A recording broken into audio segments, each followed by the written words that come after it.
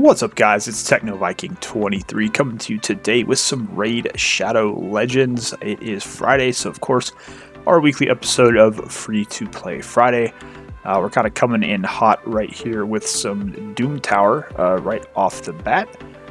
Pretty cool this evening. We actually have been pushing Doom Tower really for the first time on this account now that I feel like I'm starting to get some decent champs on the roster. And we actually did manage to push past the floor 70 Nether Spider that we've been stuck on for a while. It turned out Mountain King was sort of the difference maker there, just having him in there for that big single target damage, and getting Battle Sage sort of sorted out with her gear was also very helpful with her bringing that additional cleanse. Of course, we do have Reliquary Tender that we've been working hard on building up the last couple of weeks to help out in like Spider Dungeon and other areas, so she's definitely helping us out there a lot in the Nether Spider. I don't think we'll be able to beat the one higher up in the tower, but as I said, we really haven't focused on Doom Tower at all on this account. What I really wanted to do is get that Void Shard that was just so tempting sitting there at level 70, just because we are still desperately trying to get any good rare Void champion, whether it's a Bellower or Cold Heart would be really, really nice. It's been really tough to progress Fire Knight and Spider without having that Cold Heart. It's just been, we made do with what we had, and so far we've just had really bad luck when it comes to pulling Void Shards on this account. But right now we're just trying to push through up to the next boss. We're going to see, I'm honestly just going to push Doom Tower as far as we can this iteration and see how far we can go, because honestly it's pretty nice to get the rewards on this account since this is the free-to-play account, so we get a lot of extra glyphs and energy and chickens and shards and things, so we've got that at least to fall back on a little bit. Now that we know we can push up through at least floor 70, it means we can get that Void Shard each time it comes out, so that's pretty cool. It's going to give us an extra Void Shard to pull. But yeah, last week I think we were still trying to get through the Arbiter stuff. I did actually push a little bit further, and we are on the very last two steps. We have to beat Spider 20 10 times, and we have to do the Clan Boss Challenge, and then we'll be done. We did get through Fire Knight pretty easily. Actually, it's kind of funny because I did Fire Knight 20 twice, and I had to do it on manual because Tomb Lord and Visix are two of the champions I was using to try to get through that. And they both have absolutely terrible AI, I've found, as I've been using them. Ooh, nice 150, that's pretty good. Let's see, we got 5 more keys here. We'll push up to the next boss and then see what secret room is up tonight. But yeah, it was really frustrating. I get to the boss and it's like the shield would be down, and instead of Visix using her A1 to drop to her meter, she would use her A2 or her A3 and Fire Knight put the shield back up. And then you have Tomb Lord who would use his poison ability or his ability to remove turn meter like while the shield is up, so completely idiotic there. So just, even though they put in the presets and whatnot that you can use, some of the champions in this game still have really bad AI that needs to be looked at, but I don't think it'll ever happen. But the problem was I had to manual the Fire Knight to be able to beat stage 20, and I didn't realize that didn't count. I didn't realize you had to actually auto it. So I had to find a solution for that. I actually wound up taking Tomb Lord out, and I put Stagnite in for him on Fire Knight 20 because he's at least a strong affinity there, and he does have a 2-hitter on his A1. And that wound up doing it, and it actually cut the time down by a couple minutes, and I was able to auto it all the way from there and get the 10 done for that challenge, so that was pretty cool. We didn't really get any decent gear from it, unfortunately, but we were able to at least complete the Fire Knight. Now, Spider is going to be our big challenge. We're stuck on Spider 18. Spider 15 was our big roadblock last time. We got through that. Now we're going to have to figure out a way to get down, through 18 and 19. 19 is going to be the tough one because that is another Force Spider. I'm hoping at that point we'll be able to use Drexlar there again with the HP burn somehow and just figure something out. I don't know. It's going to be tough, but we're pretty close, and it's been such a long time anyways on this account that really when I was coming up through the last set of the Arbiter missions, the main thing that I was really concerned about was being able to get the Gold 4 mission finished before Arena goes back to how it used to be, because I'm almost certain it's probably going to start getting harder at some point. And I've kind of noticed a little bit those easy wins aren't quite as prevalent as they used to be. So that was the main thing, was just trying to get the arena quest finished, and we got all that done. We got the Great Hall level 10, we got the gold 4 finish. So now that we got those done, that was kind of like all the stress was off. And then it was just like trying to get through the Dungeons 20. We've got everything done but Spider, so that is the last holdup, and we're going to see how that goes. Looks like they're starting to struggle a little bit with this now. I've noticed with my Kale, his problem is he's built for Arena, and I really need to build another nuker on this account so I can get him into more dungeon-friendly gear, because he struggles quite a bit with his health and his defense when we get into some of this harder stuff. So, but we're on floor 76, so moving along okay. But yeah, we're going to have to see about rebuilding him. I do have kind of a side project on this account I'm working on, which is moving to a defensive nuke team using a couple of different champions that we pulled, but that's like a long way off. We've got to finish a lot of stuff there. Really, right now, we just need to get Arbiter done if we can, and then we also need to work on the clan boss team a little bit. We're trying to get Jureg's Masteries finished so we can put him in and go for more of a double ally protection team with Skull Crusher. I actually did rework Aina a little bit this week because I noticed she's been dying way too quickly, so I actually moved her out of Relentless and put her back into Lifesteal gear, and it seems to be doing okay, but still got to get her numbers up. Her defense and her HP are still too low, really, before we could even think about pushing Nightmare any harder than we already are. But the problem we have there is I really actually would like to get her out of the comp and put somebody else in, but we don't really have another decreased defense and weakened champion that we could slot in for her. That's even, we may have one on the roster, but they're not built. So we kind of have to keep her in there. I thought about moving Whisper in because she's got a lot of really cool mechanics against bosses, like extra turns. She does have the weaken, but part of her passive, I believe, requires you to have defense down on the boss. And other than Aina there, we really don't have an option for that because we haven't been able to get Rosin Scarhide yet. So, you know, it's just, it's really funny how you play different accounts and your RNG is just so much different on different accounts. Like my main account, I think I had Rosin finished within 3 or 4 months of starting the game. This account, we've actually had, there's one rare that we need. It's Wanderer, and we're coming up on about 6 months since we've been able to pull him. And it's either him or I think Aranus is the epic that we would need to finish him. And those are the only 2 champions we've needed to finish the Rosin fusion for about 5 or 6 months now. And I watch all these streams today. It's like 2x Ancients. Everyone's pulling Wanderer. Everybody's pulling him. I can't even get him from a Mystery Shard. I can't get him from an Ancient. It's just really hilarious how that one champion just continues to elude me nonstop. You know, my main account also got Arbiter pretty quick. I was actually looking at some of my older videos for my main account, and I actually pulled a miscreated monster like my first week play. I had a miscreated monster and a seer the first week playing the game, and I was just thinking, I was like, man, if I had a miscreated monster on this account, you know, we wouldn't even have to worry about Spider. So it's just really, that's kind of also the cool thing about playing different accounts. Like some people play 2 or 3 accounts, and you get to enjoy like a different experience. Like my free-to-play account here, obviously, man, it's taken me forever to get anything done on this account, mainly because the first 3 or 4 months I had zero idea how to play this game. I was brand new at the game, didn't really know what I was doing, just kind of started the free-to-play series to kind of chronicle the journey through free-to-play. And then I kind of figured out how to play Raid, and it was like, okay, now we got to catch up on everything. I hadn't focused on getting gear. I hadn't focused on doing any of the missions. So, you know, we're approaching a year on this account, I think, and so it's going to be like the longest Arbiter ever. Most people would be working their way through Faction Wars toward Lydia at this point, but, you know, we're just kind of struggling along, and, you know, it is what it is, but we're going to get there eventually, and we've learned a lot of lessons, and I think when we get to that 1 year point, I'll probably do a video on just kind of reflecting on the experience so far and, you know, what I've enjoyed about it, what I've regretted, because there are definitely some mistakes I made very early in the game. You know, taking Infernal Baroness to 60 and giving her epic books was a huge, huge mistake that I made early in the game. I really like her as a champion, but her AI is kind of stupid, and I just you don't really have the gear early in the game to really build a good defensive nuker like her.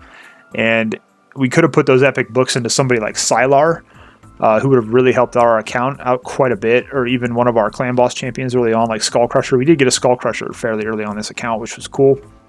But, you know, building Infernal Baroness was like very early on, I think she was like my 3rd 60 on this account, and it was just a huge waste of resources. So things like that, it's like you kind of learn as you go, and that's kind of been cool about this account. You know, my main account, I just do whatever, because I do spend a little bit of money there. I get resources, obviously, as part of the content creator program, so kind of have fun on that account, especially now that I'm done with Faction Wars and all that other stuff. We're actually gearing up for Shadowkin. I think I'm going to do a video showing, you know, my preparation now with the Shadowkin Faction War probably coming out pretty soon. But, you know, it's just we kind of have fun on that account. This account we kind of have to play a little bit more resource intensive to try to build champions and things. So I don't know if they're going to be able to get through this. We need to get a res off here. So yeah, they get this Mountain King. They got Tormund. They got Trunda. This is like all the broken, overpowered dwarves. So, but yeah, other than that, not much going on. We did have Ancient 2X today. I did pull I had 10 Ancient Shards that I did save up from the clan boss. Unfortunately, we did not get anything account changing. I don't think I did get Horfreeze, the Hippo, and Skinwalkers. It has a res, which might be interesting. And I think I pulled Chinaru, another Shadowkin, who's, you know, got an interesting kit, but nothing that we would have the resources to invest in at this point that would really help us in any area. And then we had like 8 rares that were all going to wind up being food. All right, cool. So we've actually pushed up to 79. That's going to be our last key for tonight. Oh, it's going to be this guy. This guy's tough. Actually, though, if we can get through this guy, we actually could farm up some of that. We've got about a week, 2 weeks left. We could farm up some of that lifesteal gear that's got the crit rate on it.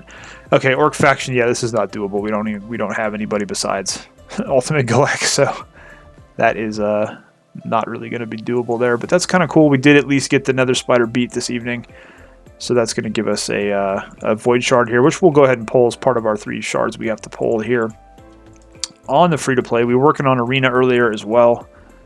There's an arena tournament going on. These are actually kind of doable now that we can stay in gold 4 and farm them up pretty quick. So we've actually finished all the rewards, and we're actually in 2nd place. I don't know how long that's going to hold up, but we'll go ahead and grab this energy, which means we can do a lot of farming tonight. There is a champion chase going on.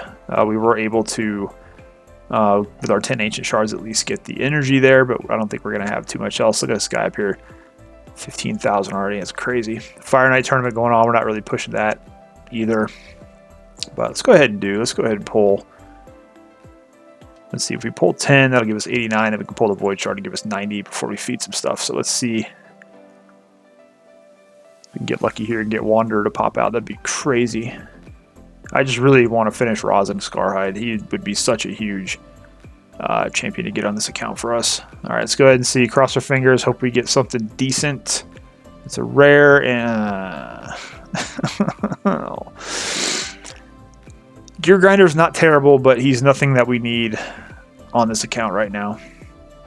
God, I just don't get it. I've pulled like 17 Cold Hearts on my main account, and I just cannot get one on this account almost a year into the game. It's just absolutely brutal. My Void pulls on this account have been absolutely brutal. Other than a couple.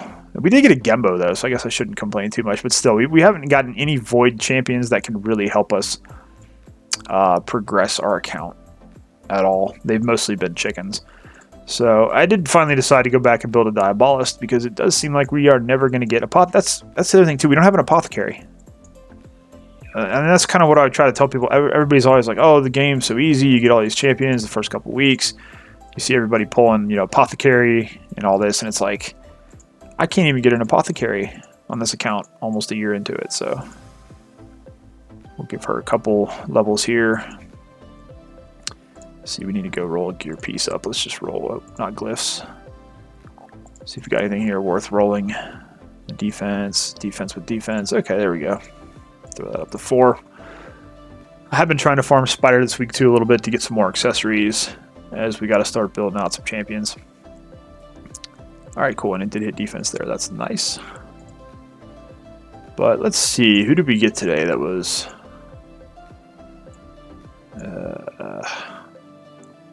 Oh, then we did get this guy. We got Berital Fellhammer, which I think he'll be okay in Faction Wars, but it's kind of annoying because when I did pull him, I was like, oh, let me build him so it'll help me get through Fire Night 20, and then I didn't even need him, so that was kind of annoying. Let's see, who was new? Did we feed everybody off already? Oh, here we go. So we did get Horfreeze, a Tusk. And then we have Chinaru. So pretty interesting kits on these. I actually kind of like this champion here. I use her on my main account quite a bit. She's got some cool abilities here. Can remove the increased defense. But again, nothing we're going to be able to really build here on this account at all. This guy does have increased attack and crit rate, so he might be decent for dungeon running. I don't know. 2 revive. He's going to be really good for Skinwalker Faction Wars when we ever do eventually decide to go in and do that. And we did get a Steel Skull. I think we pulled him off an Ancient Shard. So we got some interesting options now for Clan Boss if we want to switch up the team we have going on. But we're kind of just staying with what we've already made. So we've got Aina here still. And like I said, I did move her back into the lifesteal gear, so we do have to roll it back up to 16. But you can see her stats. It's just really tough to get her. Her base defense is so low.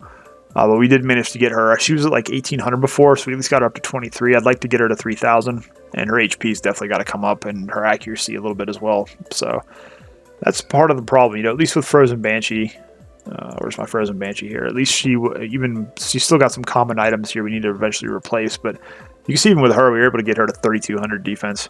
But she's a poisoner, so we don't have to rely as much on stats with her. With Aina, it's like you have to have the accuracy high. You have to have her at 100% crit rate. You've got to have the HP to defend. You know, so some of these champions, it's pretty difficult to build them if you don't have, you know, the full-on gear sets and everything.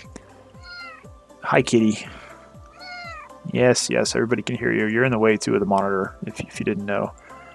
But let's go ahead and go in here, and we will try to run. I think we need to do at least 1 or 2 more keys. Yeah, we're down here 26.2, so let's go ahead and throw a key into Nightmare. See if they can get lucky and get 13 million so I can throw a key into Brutal. It's been actually nice when it's Spirit of Magic. Sometimes we're able to 3-key and put an extra key into Brutal and get 2 extra chests every day, so oddly enough, the Brutal chests have been dropping me almost better items than Nightmare chest. My Nightmare chests on this account have usually been pretty awful. It's usually bad gear and some potions, but I've at least been getting a couple Ancient Shards out of the Brutal chest, so that's been pretty cool. But yeah, I'm thinking about swapping Grush, actually. I think we're going to put Dragon for Grush, and that's going to give us an attack down pretty consistently on the A1 and kind of throw everybody back in that lifesteal gear and then just run a double ally protection and see if we can use that to last a little bit longer, do a little bit more damage. I'd like to get this team, or at least this clan boss, at least to like a 2-key so we can try to start working on some Ultra Nightmare, but it's going to be tough. Got to farm up a bunch of gear.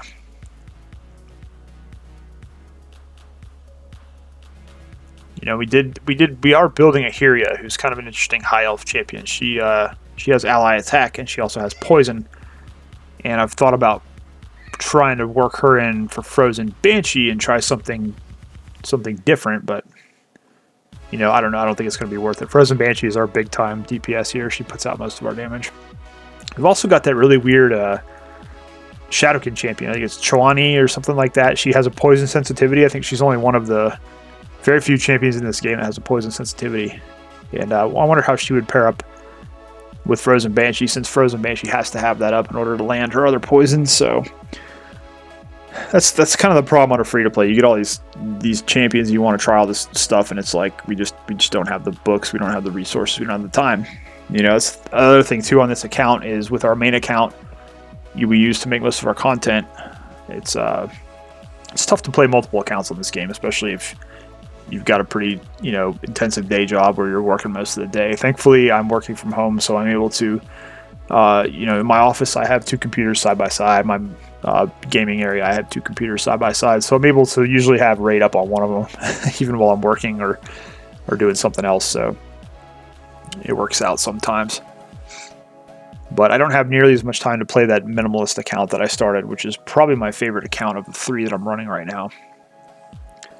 But you can see here with that gear change with Aina, we're not getting all the extra turns with her, but we're on turn 16 and she's still pretty much at full health. Before, she was dying on turn 14. So that can kind of show you just building up that defense and the HP, getting into that lifesteal set. It's going to give her a little bit more staying power, which is good because she does put out our decreased defense and our weaken. Here, Aox is going to be he's going to be leaving us here soon. But, okay, there we go. Got a nice heal up there. But he's going to be eating that stun most of the time, since it is the spirit boss here. halfway decent run going here. I do need them to get 13 million so we can, I think, 3 key tonight. That would be kind of good. But you see, it's nice. We got Aina still going, almost turned 20, and she's still in here. Usually, no matter the affinity, she was out by at least, usually turn 15 at the most. All right, well, we hit the 13. That's good. And then I think Aox, he is not in lifesteal, so we're going to have to put him into lifesteal gear if we do bring in Jareg. Because the plan originally was to put in Jareg with a poison set, but I don't think that's good. The Leech, Leech is a great ability that Grush has, but it just does not heal enough to make up for not having another healer in the composition, so we're going to have to switch people back into lifesteal, because I think the Leech is only like 18% healing, so it's not nearly as much as the gear. And that's kind of the other reason I was hoping to try to farm up that one dragon boss, was to get that lifesteal. It's got that crit rate bonus from the Doom Tower. It's a pretty good set. All right, so we get nuked there, but 15.5, pretty good. Best key of the day so far. Aina there with 3.2. See her being able to stick around longer now. She's actually able to put out a little bit more damage. You can see she did a ton of healing off her damage there, putting her back into that lifesteal set. So pretty good move that we made there. We still have to roll it up to 16, so a lot more potential we can get out of her. And then Frozen Banshee, of course, coming in as usual as our main damage source there. So nice key there, and I think that is going to put us up where we need to be, 41.8. So we are going to 3 key, and we'll be able to throw a key onto Brutal, which we should easily... Oh, we're finishing hard now too? Wow. Okay, cool. Basically finishing every single clan boss almost now daily.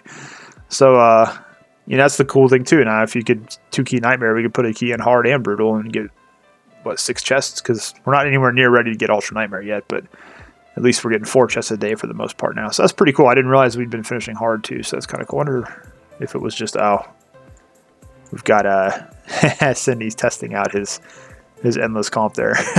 That's probably why. I'm not sure how often that's going to happen, but that's pretty cool. All right, so let's go in here. I think we got most of our quest finished. See, 8 million damage. That is done. We're moving in on our epic book here. What else do we have? Campaign battle 7 times. Unfortunately, we do not have an XP boost. So we will actually go in. And let's just do Bad Alcazar here. Let's just fight him and see if we can get any lifesteal drops. I doubt it, but it's always fun to try. Let's see, who do we want to level up? Let's throw our Diabolist in there. And then just throw in some food here. I guess we'll just do 7 real quick because I'm lazy. And we could just put in some of these food champs in case we do get leveled up at all. We'll just throw a couple of these in. It's not going to happen, but